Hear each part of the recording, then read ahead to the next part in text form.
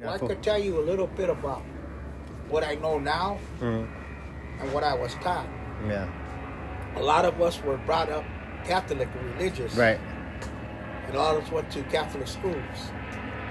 And to me, that's a man-made religion. Yeah. You know what I mean? And a business to me. Yeah. And I realized that about 10 years ago, when my tia Yolanda died, right? You know, in the Catholic cemeteries, you know, you couldn't get buried if you were cremated. It was not allowed. Mm. And then I guess the Catholic Church found out they were losing money, so now you can get cremated and buried in a Catholic cemetery. Right. That just happened not too long ago. Yeah. You know what I mean? Yeah. So you know it's a business. You know what I mean? For me. Yeah. So it's like, he's Catholic. I made my communion. I was an altar boy and all that, right? You know, now I believe in the Great Spirit in the sky. Let's do it like this. When I was growing up, Venice was all the way up to Jefferson. There was no Marina Del Rey, no Playa Del Rey. That was all Venice. Right. And they were all fields. And on the weekends, all the kids, we'd go out there and chase jackrabbits and cottontails with our perros, with our dogs. And they had wild fields of berries out there. And the abuelitas used to make us wear our same shirts because we'd get berry stains from eating all the wild berries and stuff. And that would be, or we'd ride our dirt bikes out there, make slingshots and shoot at the rabbits when we were growing up. Yeah. And over there where the theater's at, there used to be a golf course. Then on Jefferson. No, where the theater is right there, Marina Del Rey. Oh, okay. That was a golf course. Okay. That was a golf course when I was growing up. Dang. Right. So you know where the 90 freeway is, right? It used to be a train. The train started right here on Brooks and Hampton. Used to be a lumber yard there. The train used to go all the way down Electric, cut through what's now Marina Del Rey, where the sanctuary is, where the ducks.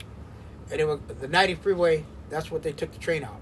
The train used to go all the way up there, and when it ended by the cemetery, right? Yeah. They used to be go-karts. There was no Fox Hills Mall. That was go-karts. Oh, wow. The train used to go straight there and end over there, and it used to take like all the lumber, because the Hamburg Lumber Yard had like all the stuff. And one of those stops was called Bay City Metal Companies. And right there where you turn on to the Marina Freeway, it was located right there. And that's where they had the rain gutter, the downspout, and all the other stuff. Right. A few of the homies used to work there. His homeboy's dad was the supervisor there. So the train would go there, drop off stuff there, drop off stuff here, and then go all the way up. The only thing out there was Lopez Ranch at the time. It's the only thing that was out there. And when did they take down that track? Oh, man. More or less. The 70s. Okay, so before I was born, yeah. Yeah, the 70s. And when they built that, that's when separation became between Venice and Culver City. Yeah. Most of the guys from Venice and Culver City are all related. And when they built this freeway, separation came. More than it was. Oh, wow. So you were able to see like a lot of like that, the change in the relationship? Like there's a few guys from Culver City that are my cousins. Yeah, same, yeah. You know what I mean? And there's my godmother was my mom's best friend, right? Grew up in Venice, and she moved to the projects because that's what she could afford, and then her kids ended up being from Culver City. Right. And I grew up with them as kids till they moved over when they were 10 and 11. Oh, wow. You know, and then later on in life, fight with them. And we grew up with each other. Yeah. You know, that's just the way it was, man. Venice was the smallest city on the west side, but one of the most ideas were coming out of here. Right. We had like 7 programs. We had Riders Unidos, we had the Venice Drug Coalition, we had the CAA, we had Miss Chavez, who I forget the name, CSO. And then were places where we used to go to the downtown to the markets and get produce and give them away to the families at Oakwood Park on the weekends. Oh, wow. On Tuesdays and stuff. You know what I mean? Oh, wow. And then you had a program right here. You had a program right here on Indiana. Ruben Mosquera from Santa Monica used to run that program. Right. He was the counselor there. So like Chicano programs or like... They were youth programs, yeah. Okay. For us. Yeah. You know what I mean? Well, there was just us and blacks there, so there wasn't really no gabacho. So, yeah. You know, and they had programs. They would go to, you know, sometimes we interact, but mostly programs were set for that race. You know what I mean? Yeah. You know, like Oakwood had the Wesley House. Right. Blacks. We had Riders Unidos. That was on Hampton.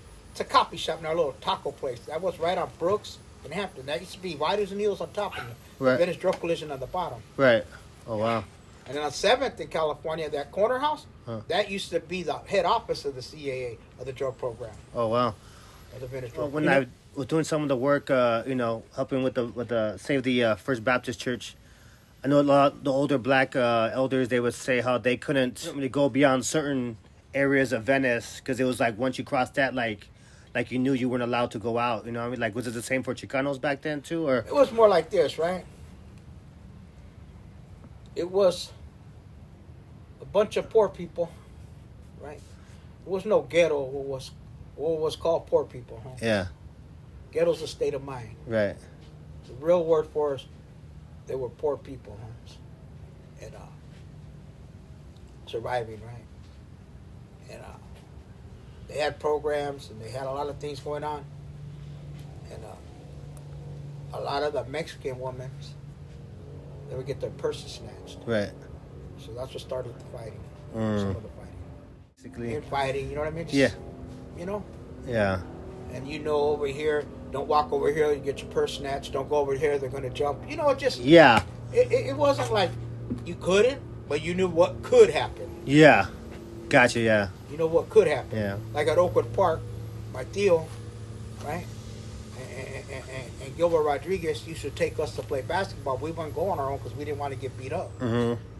But when they took us, we were allowed to go. Yeah. I don't know if that makes sense. So later on in life, though, then we got a little older, so rest in peace, Mickey.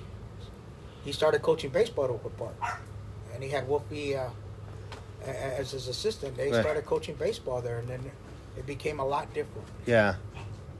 Became a lot different. It used to be but that building that's there now wasn't the building that was there. It was an old wooden building where we were growing up. Right. An old wooden building. That's there right now? Small. Okay. And we didn't have no handball courts or tennis courts, so it was just the basketball thing right there. Right. That was it. What was Penmar Park? 'Cause I know it's like... Penmar Park has always been Penmar Park. A lot of us played at Penmar Park because we couldn't play at Oakwood at that time. Yeah. Later on, maybe generation about everybody to play at Oakwood Park. Yeah. But at that time, like when you had the All-Stars, it'd be like Penmar Park, Oakwood Park, Mar Vista, North Venice. We would play each other. Or Palisades. There were the 5 areas where the kids were at. You know what I mean? Yeah. And being that I went to St. Mark's, all of us played at Penmar Park. Yeah. It's not that I couldn't play at Oakwood. I lived across the street. I lived on Santa Clara. Right. I lived, 4 minutes from Oakwood Park. Yeah. But I would walk past Oakwood Park, get a Sunday at Thrifty's, right? And then go play baseball. Nah, there was no fences nowhere. That's how come we couldn't never go. We were one of the best teams around, right? But since we didn't have a fence, we didn't qualify for the Little League World Series. We could never go, even though we were the best. We beat everybody. Yeah. But we weren't allowed to go further in the tournaments because we didn't have a fence. That were the rules. Right. And, again, we couldn't afford fences. A lot of gloves and bats and balls were donated by certain people in the neighborhood that were doing things. You know what I mean? Yeah. You know? And what schools did you go to locally? St. Mark's. St. 1 through 8. Yeah, 1 through 8? Oh, wow, okay. When I went to kindergarten, I went to, it was preschool, kindergarten, whatever. That was on, the church now, I don't know what it's called now, but back then it was preschool, was on Victoria and Lincoln. Okay, oh yeah. So if you go back towards the beach where the post office is, that used to be Safeway Market. Yeah. And across the street, that used to be the post office, and then you went this way was the girl, back then it was the boys club. It was the boys club, right? And then the canals, and all of that was a big old empty lot. That's all it was. That's all that was. And how about high school? Didn't make it. Oh, wow. Started going to juvenile hall camp. Put it like this. When I was 17, I already had my first apartment. Okay. And having my second kid. And Oh, wow. on my way to prison. I mean, but it seemed like at the same time you were still very conscious about social things. Oh, yeah. Even though you were probably still being a knucklehead. We were very smart about things, right? And we were working on ways to find to get things. Well, we were in contact with the mayor, Tom Bradley, with Pat Russell, the councilwoman. Yeah. That's how we got the handball court built. We used to tell them, how do come you give us tickets on our cars and the street cleaner don't come? Yeah. We still get tickets, but there's never no street cleaner that came. They wouldn't come in the neighborhood. Yeah. There was no street cleaners. And what But years you were get tickets? That's in the 70s, you said? Yeah, they wouldn't come in there. sweeping those streets. Yeah. We're scared. At that time. There was a lot of things we were deprived of. You know, a lot of people in the neighborhood got government cheese, government milk. I mean, eggs. Miss Chavez at the CSO on California, she used to make sure we got like a lot of stuff. Because she put grants in, and she would go get food from places, and the families would go, especially in holidays. Yeah. You know, so you could have a turkey dinner, Christmas dinner. That's just the way it was. Right. You know what I mean? And back then, what was cool though, is everybody knew everybody. I didn't care what race, everybody knew everybody, right? And like Thanksgiving came, you could go eat at 3 or 4 houses. Right. Because somebody's grandmother might made a pie different than that pie, or they made empanada, pumpkin empanadas from the pumpkins from Halloween, right?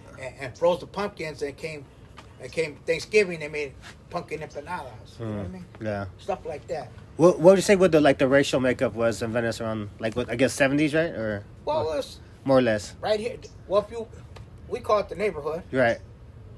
We'll say Millwood, even though we used to call it California. Millwood, Yeah.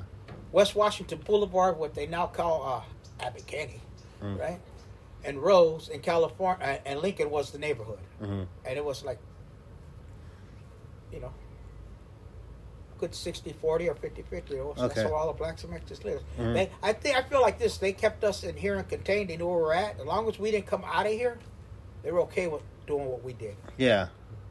And when they wanted somebody, they'd come in deep. Yeah. You know what I mean? They made their sweeps every so often. Yeah. The only thing I didn't like growing up is like there's a bunch of racists with the police against us. And they would raid my grandma's house. And this is how I started to have hatred towards the police. When they would come in looking for one of my tios and disrespect my grandma. And talk shit and have a red beam on her forehead. Right. And then I'm a little kid and ask me, where's your uncle at with a gun? You know what I mean? Yeah. You want a gun, where's your uncle? Yeah. And we're already trained. Like, it's not just that, it's how they would tear up the house.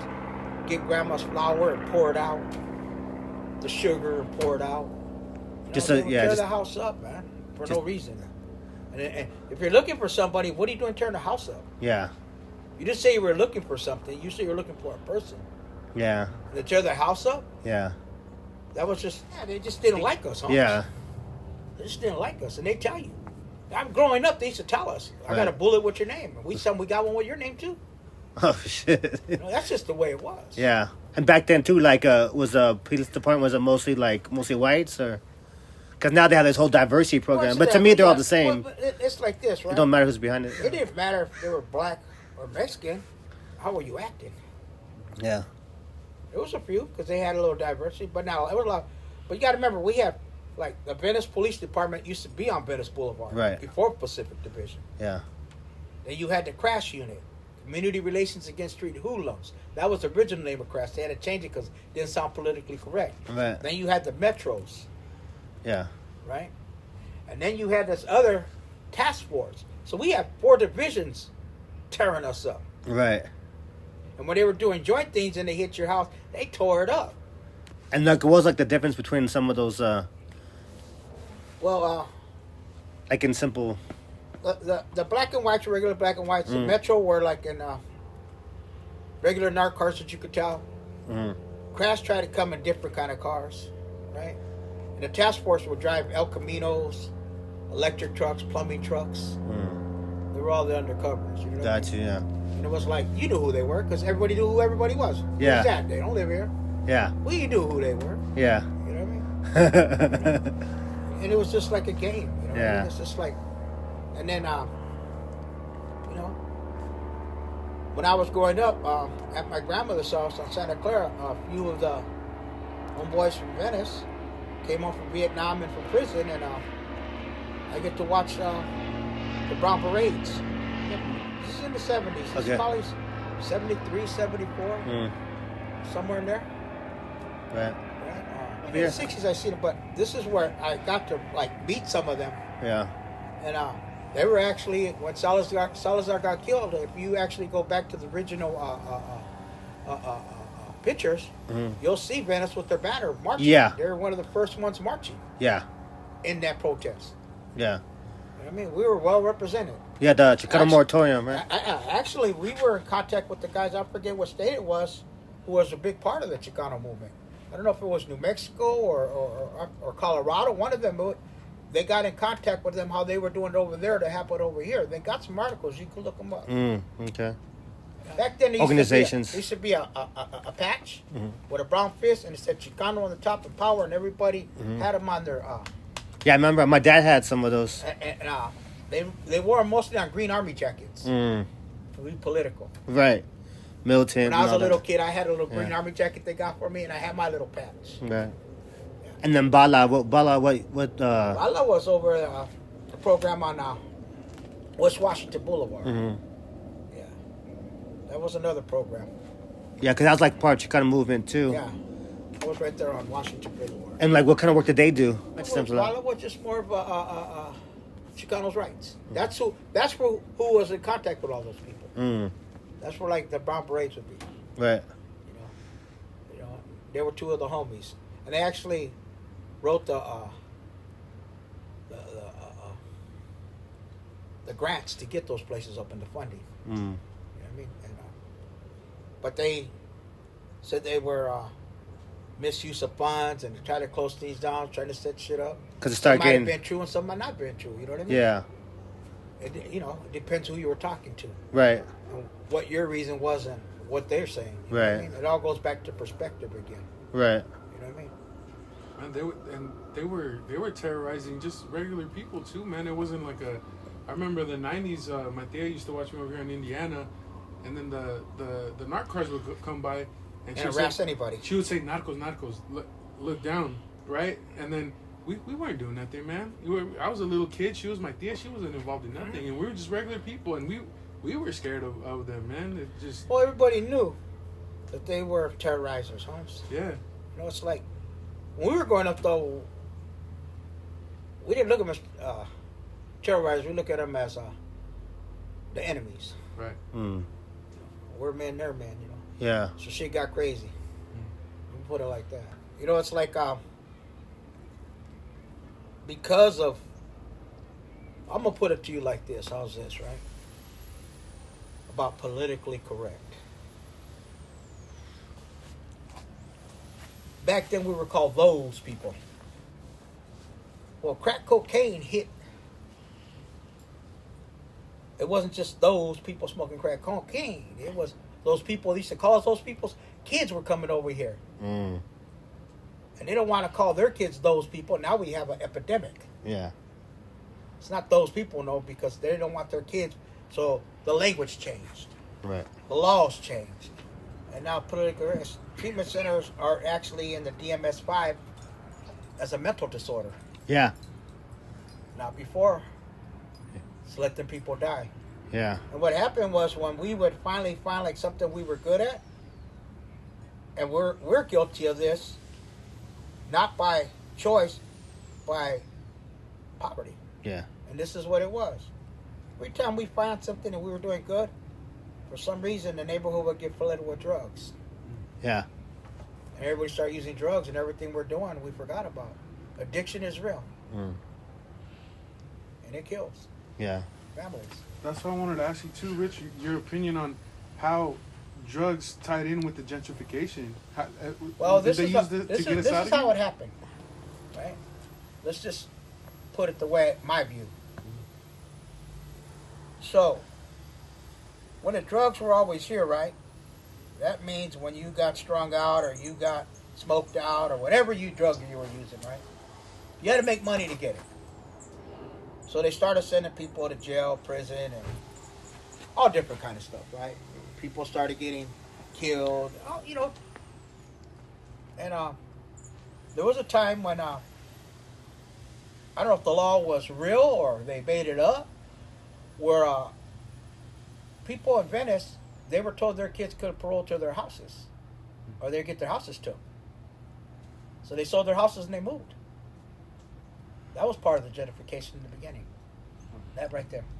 Wow. So wait, is that your answer? I mean, does that answer what your question was? Yeah. I mean, that's just the tip of the iceberg too, though, right? Well, I'm just giving you one part of it. Yeah. That's just one part of it. Yeah. right? That's crazy. So the other part is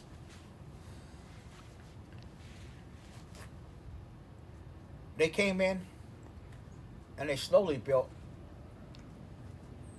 under the pretense they were going to help people. And then when you look at the rent, nobody could afford it. They came in saying affordable housing. Right. Now, I don't know what affordable housing is to them, Right. but not to us where we grew up. Right. You know, my grandmother used to rent a house on Santa Clara, front and back house, for $350. Front house had 4 bedrooms, the back house had 2 bedrooms, $450. This is in the 70s. You know what I mean? You know, nobody wanted to live in Venice back then. How's that? Because we were known as Ghost Town. This was Ghost Town. Nobody Right. wanted to live in it. And why they call it Ghost Town? Well, you know, it depends who you ask again. Mm-hmm. You know, just put it. There's times in my life when we had 5 o'clock curfews. If you got caught in the streets after 5 o'clock, you would go to jail. Oh wow. And there was times where, like, and I'm part blamed to that, where kids couldn't go to the park because we were hanging out there doing our chingaderas. Yeah. That's just my truth. Right. That I can see now. But I see it now. When your daughter tells you one day, "Hey, Dad, can you, like, leave the park so my friends can go play?" They should be at the park, not you. Yeah. And say, "Well, you're the spokesperson now? Tell them to find another park." Yeah. That's how messed up I was. Yeah. We're talking about Oakwood Park. Yeah. You know, I didn't own a piece of grass in it, but I thought I owned it. Right. I thought it belonged to me. I would die for it Right. at one time. You know? Yeah. At least my understanding, gangs are like a vestige of like old tribal warrior nature. Yeah. They were called clubs. Yeah. They were called clubs. You had different clubs, and they all had their jackets with their names. You know? We were told we were gangs, so we started calling ourselves gangs. How's that? Yeah. You know? All of a sudden, you got the Oakwood Park gang. Different cliques from Venice, Culver City, Santa Monica, Sotel. It's like, you know, it's like you grew up, and you, whatever generation you grew up, you either got in that clique or you stood on that side of Lincoln Boulevard. How's that? Yeah. It's that simple. You know what I mean?